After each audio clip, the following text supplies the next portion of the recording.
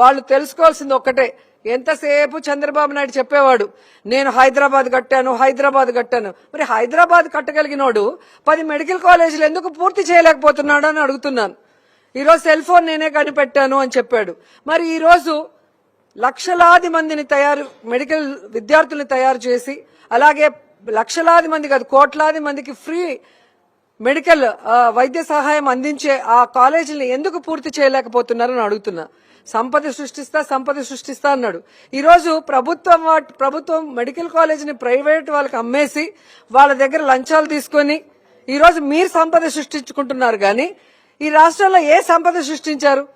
2,66,000 కోట్ల అప్పు తీసుకొచ్చారు. ఒక 5,000 కోట్లు పెట్టి 10 మెడికల్ కాలేజీలు పూర్తి చేయలేరా?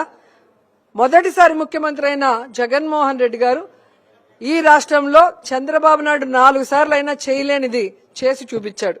17 మెడికల్ కాలేజీలకి పర్మిషన్లు తీసుకొచ్చి వాటిని కన్స్ట్రక్షన్ కూడా చేయడం స్టార్ట్ చేశారు. 5 మెడికల్ కాలేజీలు ఆయనే ఓపెన్ చేశారు. ఎలక్షన్ లోపల 2 పూర్తి చేశారు. దాంట్లో కూడా ఒకటి ఓపెన్ అయింది, ఒకటి వాంటెడ్ గా పులివెందలది ఆపారు. అంటే ఈ రాష్ట్రంలో ఈ చంద్రబాబు నాయుడు, పవన్ కళ్యాణ్ ఎలాంటి నికృష్టమైన రాజకీయాలు చేస్తున్నారో ఒకసారి మనం అర్థం చేసుకోవాలి.